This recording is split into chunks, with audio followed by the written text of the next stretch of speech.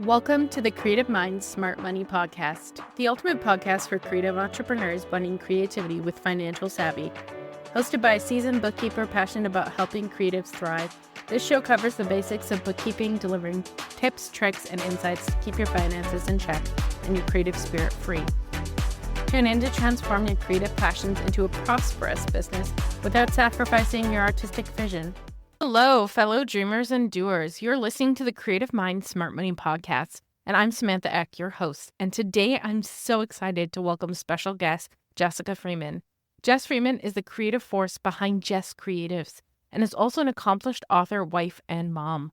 Passionate about helping small businesses, Jess uses her expertise to build websites that attract better clients and convert more people into clients. Living in the suburbs of Atlanta, Georgia with her husband and daughter, you can find Jess sipping her favorite Diet Dr. Pepper and reading murder mysteries.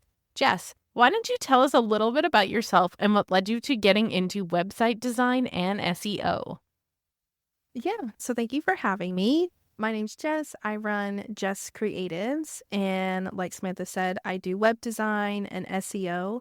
And I actually knew I wanted to be a designer when I was 15 and just never changed my mind. So I went to college, got my degree in graphic design, did that for a few years, and then slowly kind of moved into web design.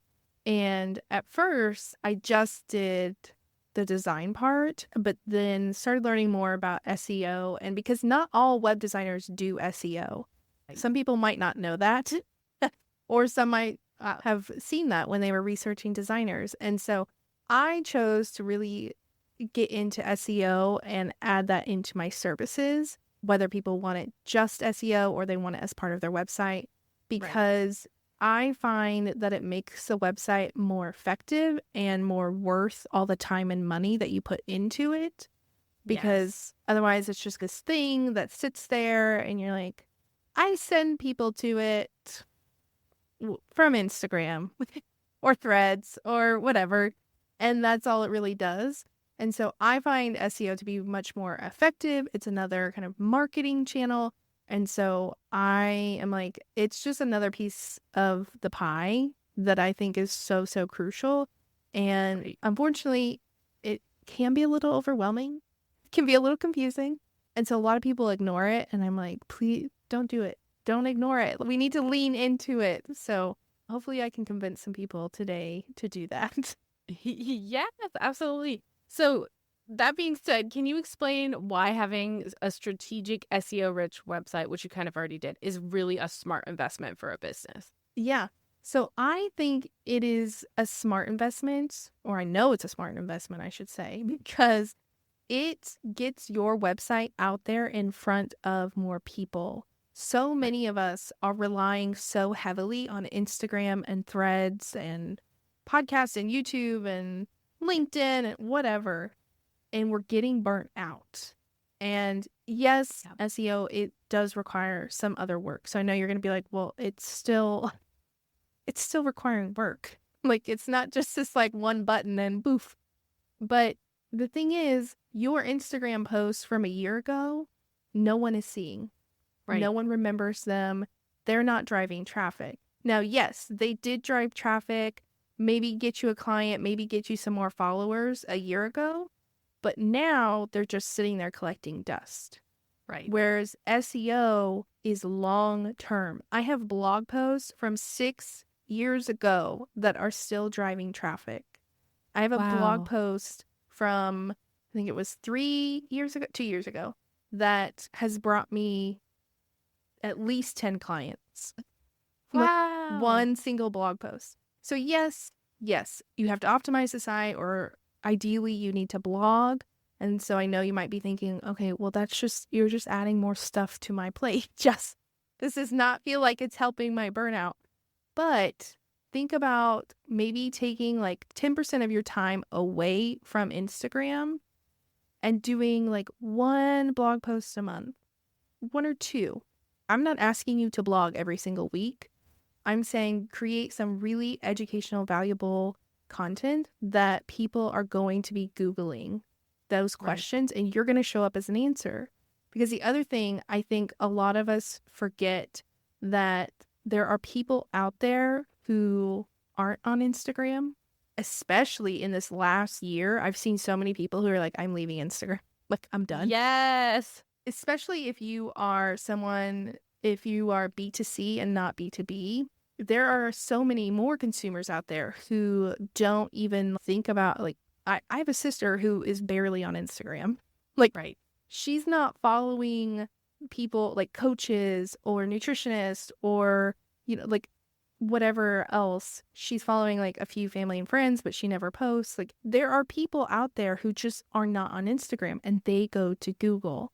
And so we Right. can't forget this other segment of our audience. Yes, absolutely. I totally agree. And I think that people rely so much on social media as being just the sole focus that they forget that there's in-person networking, there is SEO, there's blogging, there's email marketing, there's so many other avenues that they don't understand. And it's so important that they know that like SEO is a thing. It's so important that you put it on your website, because if you're making sure that your website is SEO optimized, you're going to get the payoff from that for sure. Yes. Yes. And I think that's so important, especially for creatives, right? Because if someone owns an Etsy shop, for example, and they want to expand to like a Shopify store, they need to have that SEO on their Shopify, or they're not going to get the traffic that they need. Correct. Yeah. And there's so many kind of types or facets of SEO, because yes, there's Etsy SEO, but then there's also SEO you can do on your Shopify site or your WordPress site. There's podcast SEO, there's YouTube SEO, there's blog SEO. I mean, falls under website, but like you can optimize so many things to show up in search that, I mean, it's just, I don't understand sometimes. I'm like, there's so many ways that you could just add in a few keywords and you could get a little bit more traffic, not just immediately, but long term. Absolutely. Absolutely. So how can businesses identify the right keywords to target for their SEO efforts? Yes. So this is often the first stumbling block. People are often like, I don't even know what words to use. Like, I hear you talking about keyword research and I don't know what you're talking about. So for those who are like, this part always confuses me, I'm going to start with the super basic.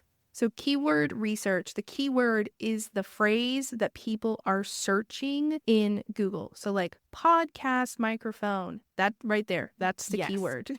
Ta-da, that's the keyword. You have searched it. So you as the business owner need to figure out, what are people searching that they could maybe land on my website. Often this is just your title. System strategist, website designer, like whatever that is, or the name of your service or the product, not literally usually the name of the service, because especially as creatives, sometimes our services have fun names and those typically aren't going. But if it's like LinkedIn lead generation or something like that, that's going to be your key phrase. And so I love to tell people, take your homepage copy or your sales page copy, take it to ChatGPT or any other AI tool like that, and say, here's my homepage copy. Give me keyword ideas for me to research. Now, the key is the AI is just giving you ideas. Then you have to go research them. But that is going to help you figure out what keywords to use.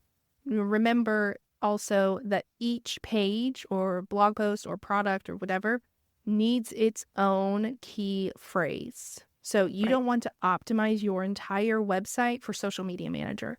You need to split it up between like social media management, social media manager, social media services, social media strategy. You're going to be like, what? Like, it's very similar, but we want to diversify those keywords. Otherwise, Google thinks you're doing something slimy and sleazy, and they're like, not happening. Like, we're not going to show you in Google. So that's why you need to do some research, make a note of what you find, and make sure that you are using different variations on all your pages.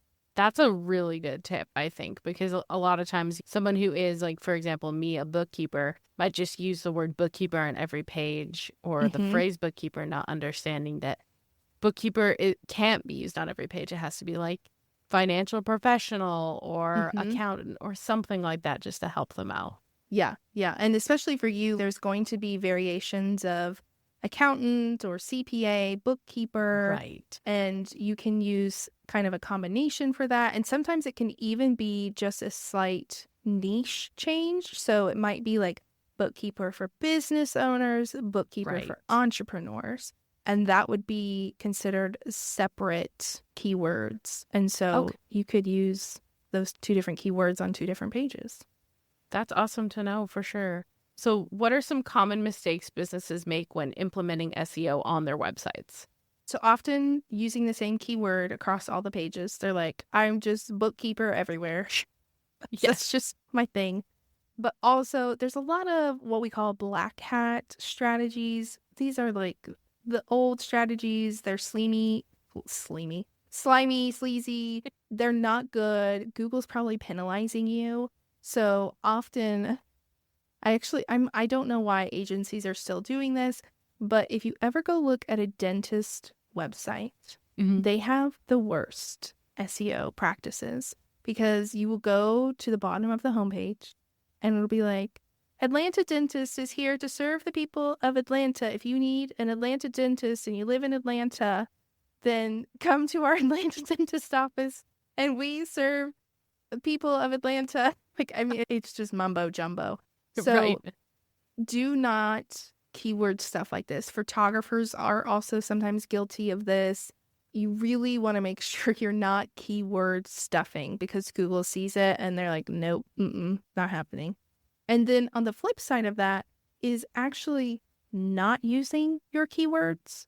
So Right. I know that some of you might be like, huh, what?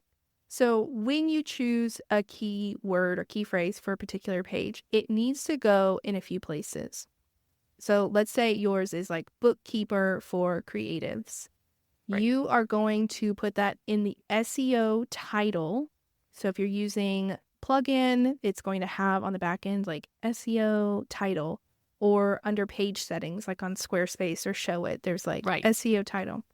So bookkeeper for creatives, you need to put that there so that when I share your link, I don't see home dash and then your website name. It needs to Right. say the keyword there. Then you actually need to use it in your page copy. So Right. in the headlines on the page, that first headline on your homepage needs to say like bookkeeper for creatives and business owners or whatever. Use your keyword. And then if you can, use like bookkeeper. You don't have to use the whole phrase every single Right. time. But if you can use like bookkeeper in a few other places throughout the page, that's also going to be beneficial. And people often miss that. And you'd be surprised how many times I've been to like a health coach or dietitian website, and nowhere on the front page does it actually say the words health coach or dietitian, because they get into the kind of like fancy, fluffy copy and they Right. are like, live your healthiest life. And nowhere does it say what you actually are and what you do, which I always find that sometimes the SEO copy actually helps with your messaging being more clear. It doesn't have to be Right. boring, but it often helps it be more clear and specific, which I think helps the website in general. And then often the third place you can put your keyword is in the page URL. So this doesn't Okay. apply on the homepage, but instead of just yourdomain.com/services, you could say bookkeeping-services or Yeah. tax-services. And using those keywords there can also give you a little bit of boost. That makes so much sense. I think I myself have the Firestorm Finance home. I don't have that bookkeeping for creatives. And I'm Mm-hmm. like, wow, that helps so much just to think about that. Yeah. Yeah. So Uh, that's your homework after this episode. Go yes. change your homepage SEO title. So I know that you kind of already answered this already, but how does SEO contribute to the long-term success of a website? Yeah. So like I mentioned, a lot of people, they build a website and it just sits there Yes. and it only gets traffic from Instagram or your email list or whatever. But long term, you want your website to be like an employee for you. Yes. Because you're paying for this website, it needs to do something. Otherwise, it's like you're paying an employee to just sit there Yes. and not do any work. Because you want it to be bringing in leads, whether that's email subscribers or actual like client inquiries. You want it to be bringing in something to your business and getting more attention, because Absolutely. as you get more visibility, that's going to bring more clients, more opportunities. If someone wants to collab, do workshops, hire you for something, and it's going to lend to your credibility. When I first started my YouTube channel, this was 8 years ago, it was funny because I never went like super viral or anything, but I had so many people, it was like the first year and a half, that would DM me and be like, you are everywhere. Every time I Google a question about my website, there you are. Like, there's your face. There you are. And I was like, that's the point. That can help your credibility and obviously your visibility. So it's just helping your website do some of the work of bringing in clients so that you don't feel like you have to show up on social media every single day. Yes. And I think it's important too to note that SEO is a long game. Social media is the short game. SEO is the long game. Yes, 100%. 100%. And I'm a fan of both, to be clear. I'm not telling people ditch social media, go into SEO. I mean, you can. I know people who do. But I love social media, actually. I love it. I love making reels and, connecting with people. But I also know I'm not worried about going on vacation and being off Instagram for a week and being like, oh, I should schedule a post. I'm going to lose my visibility or whatever. I'm like, okay, I'm going on vacation and I will still get inquiries because people will still find me through YouTube or through my blog, or they're just Googling for my services and I happen to pop up. I love both, but I love the long-term advantage of SEO. Yes, absolutely. With kind of touching on like YouTube and Instagram and stuff like that, what role does content play in an effective SEO strategy? It is huge. And that is sometimes the downside to SEO. When people come to me and they're like, I want to work on my SEO. And I'm like, okay, like I'll optimize all your pages. Boom, done. And they're like, okay, what else can I do? And I'm like, you should blog. And they're like, oh, I don't want to blog. But it is because Google loves a fresh website. And especially with the last 2, maybe 3, I'd say at least the 2 big Google algorithm updates, they are really prioritizing helpful content. And I mean literally, because the algorithm update was called the helpful content update. Like they name their updates sometimes, and this one was called the helpful content. So they are prioritizing content that is helpful to people.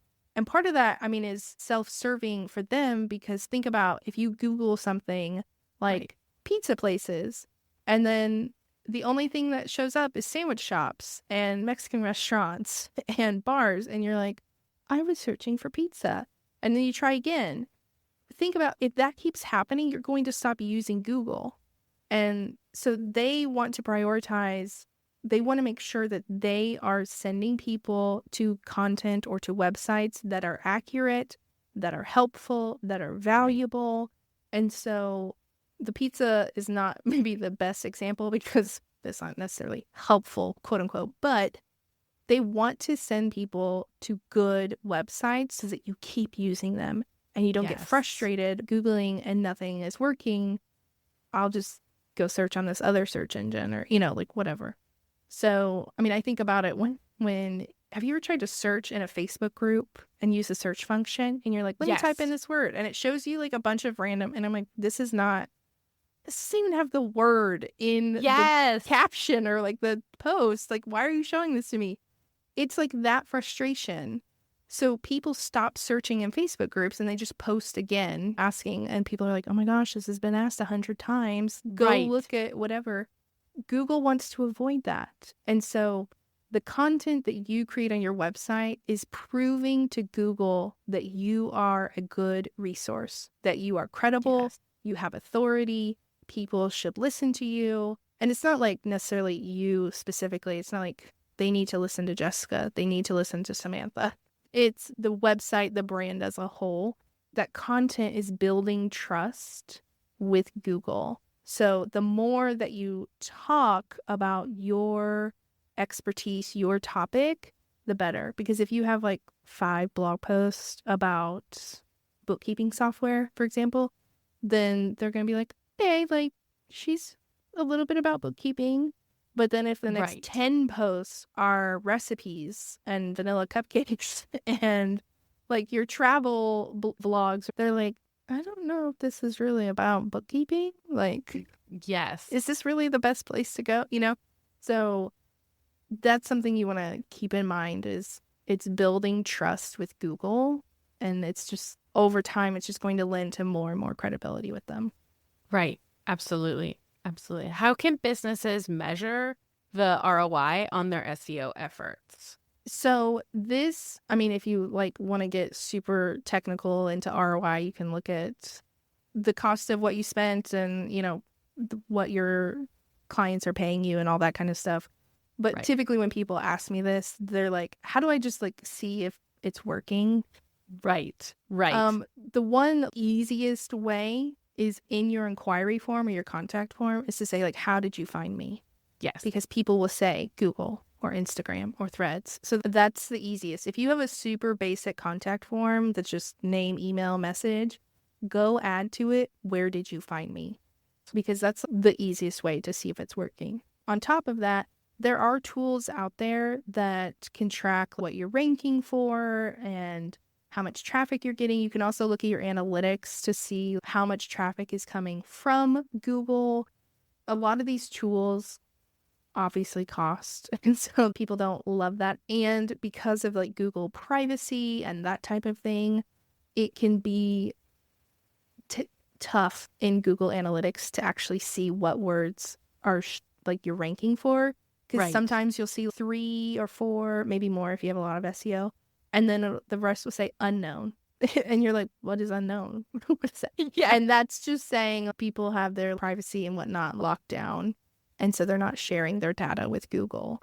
So you can look for rank trackers is what it's called. Like Ahrefs has one, SEMrush has one, or you can work. Obviously if you like work with an SEO person, they can give you that information. Typically when I do like just a simple SEO audit, I give people the report of like, here's what you rank for. Sometimes it's, here are the 2 words that you rank for. Sorry. Like, not that I did their SEO, but it's like, here's 2 words and I would recommend these changes. Or sometimes I'm like, oh, you rank for 600 keywords. Here are things you could work on and maybe move these words up. And then, just looking at the analytics to kind of see like, am I seeing an uptick in more traffic from Google specifically? That's the easiest part. I will say that often you have to wait. We were talking about like long-term success with SEO. Depending on where you're at with how old your website is, it could take anywhere from 3 months, 3 weeks, up to a year to start to see traffic. Typically for brand new websites, it's going to see like for a lot of my clients, unless they start blogging right from the get-go, it's going to take at least 6 months or more to start seeing organic traffic. If your site has been around for a while, you have some content and you're like, oh, I just need to optimize it, you can start to see traction a lot sooner. So like for me, when I post a blog post, I can typically start to see that rank within a matter of weeks, depending on like how competitive it is and that kind of thing. So it kind of varies on your website, your content, your niche, all those kinds of things. So looking at that ROI, you just need to be realistic, and you might need to kind of take into consideration where your website started. So 1 month in, you're not like, there's no ROI. Why did I waste time on SEO? Right. And I'm like, you need to give it more time. Like we said, it's that long game and making sure that you're staying consistent with it, because I think consistency is key, especially if you just started blogging. That SEO is going to take a while for it to build up and for you to really see that payback. Yeah. It's got to It's got to work its way into the Google system. Yes. So speaking of tools, what are some tools and resources that can help businesses with their SEO implementation? Yeah. So, like I mentioned, ChatGPT, I feel is really good for ideation. I mentioned if you need help with getting keyword ideas, then that's a good starting point. I also like to sometimes, even after it gives the, I say they like it's a person, it gives the initial ideas. I will sometimes also ask it for like, oh, were there like 20 blog topics that I could talk about or something like that. Again, still have to do the keyword research, but sometimes, right, the ChatGPT or Gemini or anything like that can give some good ideas. I don't necessarily recommend it for writing, but for the ideas, it can be beneficial. And then Ahrefs, which if you're like, what? It's Ahrefs is the name. It's a paid tool, but they do have a free keyword tool, so you can do the keyword research there.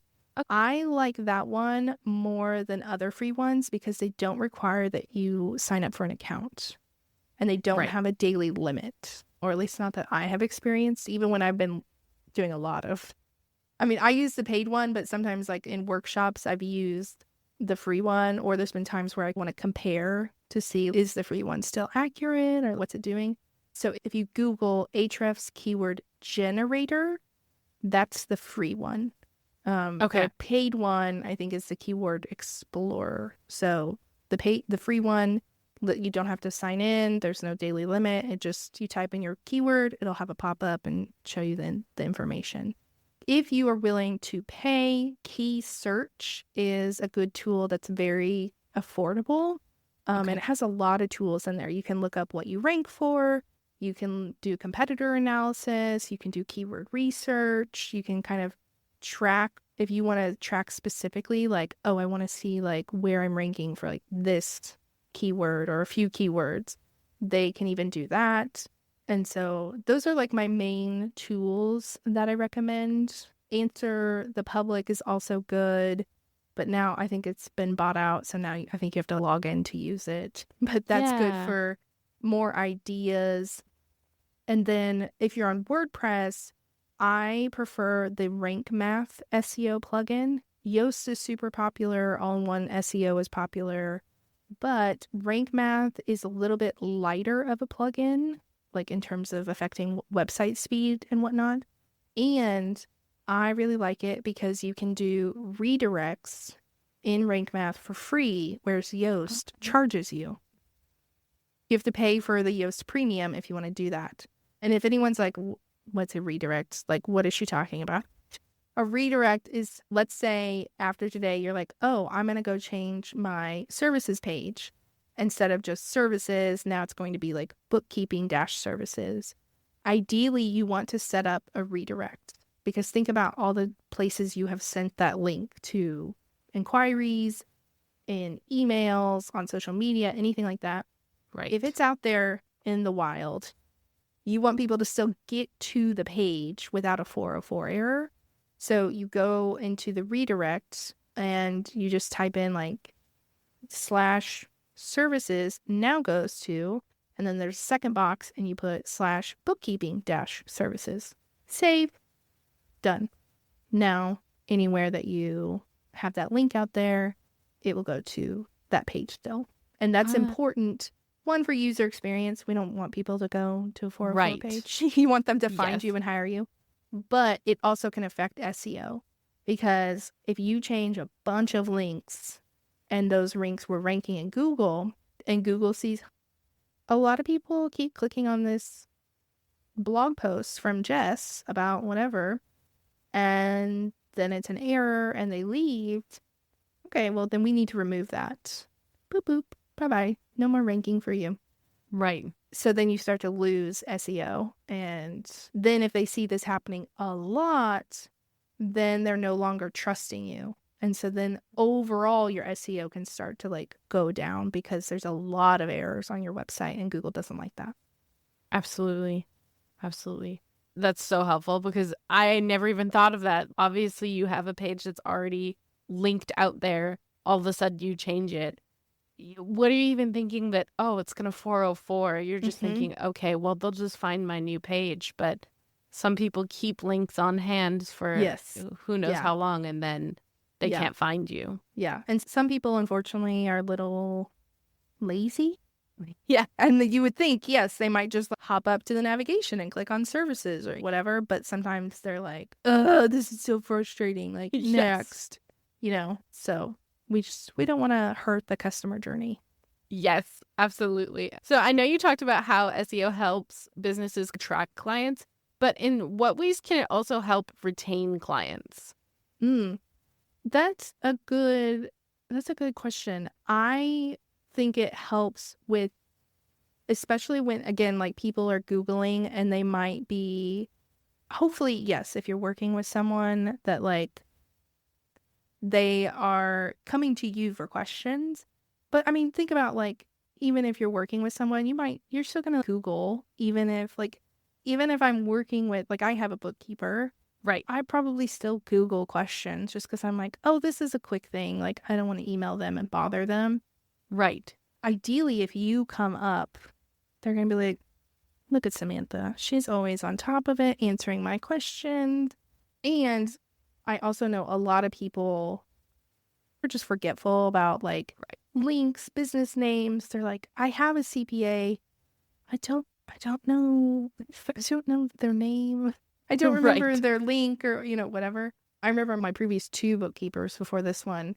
I could never remember their name. Like, I knew the name of him, but I couldn't remember the link or the website. And so when I'm in local Facebook groups and people are asking for recommendations, I'm like, let me go Google and find. And of course, neither of them had good SEO. So then I'd have to go into my inbox and be like, okay, where's my email from 7 months ago? Trying to Right. find their website link or whatever. And so I think both of those things can help with building trust and reminding them and making it easy to find. Because even though you're like, I work with this person on a monthly basis, they obviously remember me and know who I am. People are forgetful. Yes, And so absolutely. just making it easy to find you can be good. Yeah, and I think that's so true because, like, as a business owner, we have so much on our minds that sometimes things just fall to the side. And Mm-hmm. someone will be like, hey, who's that bookkeeper you use? And you're like, I have no idea. Yeah, yeah. So make it easy for people to find you, Like, Absolutely. let's not complicate it. Absolutely. So, that being said, how can small businesses with really limited budgets implement effective SEO strategies? Yeah, I mean, honestly, if you just took notes in today's episode, if you go to the keyword research, apply it on the page and on the back end, that's as simple as it can get. There are other things you can do. Yes, there are SEO agencies that would charge you a high price for like monthly services, but there are people out there. Like, I have a service where I will just do the keyword research for you, give you recommendations of where to put it, and then you can do all the rest. Like, you put it on the website, you make the changes yourself. Yes. And it's a much, much, much lower price because you're doing all the work. Not all. You're doing like 90% of the work. And so thinking about, do you have just a little bit of budget? Do you have no budget? Then just go back, rewind this episode and write down all the steps that I mentioned. But if you have a little bit, then thinking about, are there little ways I can invest or just get a little bit of help? And then there's also a lot of that goes into SEO. There's literally like over 200 factors. So there's a lot. Don't feel like you have to achieve all of them. Right. But some other things that you can do is a Google business profile can help with SEO, getting listed in any directories. So if you're in your Chamber of Commerce or any online Right. business creative like directories or whatever, and then doing podcasts and collaborations. Anytime another website links to you, it's giving what's called a backlink, and that helps your SEO. If they're reputable, like Susie down the block with her little blog that gets 5 visitors a month, that's not really going to help your SEO. But when you publish this episode, Samantha, I will link to it Right. on my press page, link back to your website, and it will give you a little bit of an SEO boost. Not that you're Right. going to hop to the top of page 1 from one link, but that is another thing that helps build trust. And podcast Yes. interviews are free. So if I can't pay someone, I can DIY a little bit and maybe do a few blog posts, then my next step would be to recommend doing podcasts because they're free, you get the backlinks, it's more exposure, and really it can help your SEO. Absolutely. And just to like kind of branch off of that, when do you think someone should really start looking at working with like you or an agency, or really start investing like more money into SEO? On one hand, I want to say whenever you set up your website, because SEO takes a while, and so Right. I would rather you do it sooner rather than later. But I will also say when you are like really clear on your message, on your marketing, on your niche, because sometimes, as we know, when you start your business, you start in one thing and then you might pivot your niche or change your services or, something like that. And not to say you can't change your SEO, because you absolutely can. Right. But it can be a little bit difficult depending on how big of a switch it is. If you were to go from bookkeeping for creatives to bookkeeping for SaaS companies, like that's going to be a bigger switch, but it's not completely unmanageable. And so it's just going to take more time and money to do that. And then you're going to maybe lose some SEO and going to have to recover from that. So that's why I'm like, yes, I want you to do it right away. Right. Because either DIY or, hiring somebody, because it will take time. But at the same time, I'm like, I don't want you to feel like you have to wait on a website or whatever because you're like, well, I can't do SEO yet, so it's not worth a website. No, it's still worth it because Yes. Google looks at your domain authority and your domain age. And so one thing I have going for me is that my domain is 13 years old. So it's been around for a while, whereas someone who just bought their domain like a year ago, they're still a baby. And so Google is going to be like, let's see what they're about. Is this reputable? Do we want to rank them? So yeah, I would say once you're like, this is where I'm at, I'm all in, at least for a few years. I know we all make shifts in our business. That's when I would recommend. Awesome. Here's a really big question. What Okay. is the difference between on-page and off-page SEO, and why are both so important? So I've kind of talked about both without naming them already. So on page is what it sounds like. It is Right. on the page. So that's easy. That's what I was talking about, the headings, the keywords being in your copy on the page. That's the on page. There's also images and links, and there's a lot that is obviously on the page. Off page is also what I was just talking about right before this, doing Right. podcasts, getting listed in directories, getting mentioned elsewhere, because I like to correlate it to that saying about you are the sum of the 5 people you surround yourself with. Right. Obviously, hopefully more than 5 websites are linking to you, but it's going to help build trust the more and more websites that link to your website, especially Okay. if they are well-known brands. And so this is why doing PR or getting in the media, like not just podcasts, but like if you are featured in Forbes or Business Insider or Inc. or anything like that, that is so, so good for your SEO, because that is a major authority linking to your website. And Okay. so that is something that you can work on outside of just blogging and putting keywords on your website. And again, it's like a twofold benefit, because you get the exposure of being on Forbes or Right. Inc. or a podcast, and you also get the SEO benefit. Yes, absolutely. And I think that's so important to note, is that you have your on-page SEO, but you also need to work on that off-page SEO for Yes. sure. Mm-hmm. So what final piece of advice would you give to businesses looking to invest in a strategic SEO-rich website for long-term gains? I would say get really clear on your messaging, and that's going to help with the SEO, but also the user experience. But it's going to really help with adding in the keywords, making it clear. So being just like maybe almost doing like an assessment of like, is our brand message clear? Is this where I want to be? Is this a niche I want to do? Because sometimes I have people who inquire about working with me, and then they're like, oh, well, I've also thought about like maybe offering meal plans, or maybe I want to switch from families to just women. And I'm like, okay, that's fine. But we need to decide before we do the SEO. And so Right. I would just do an assessment of what's the messaging, like the broader messaging that we're doing, because some of the keywords there can be different intent. And so it can kind of affect how you're researching the words. And so just kind of thinking that through before you dive into the SEO. Okay. I want to say thank you so much, Jessica, for being on the podcast today. I really appreciate you taking the time to actually teach us some things about SEO and really dig into that. Where can my audience really connect with you? Yes, I'm so glad that I got to share all my like SEO nerdiness today.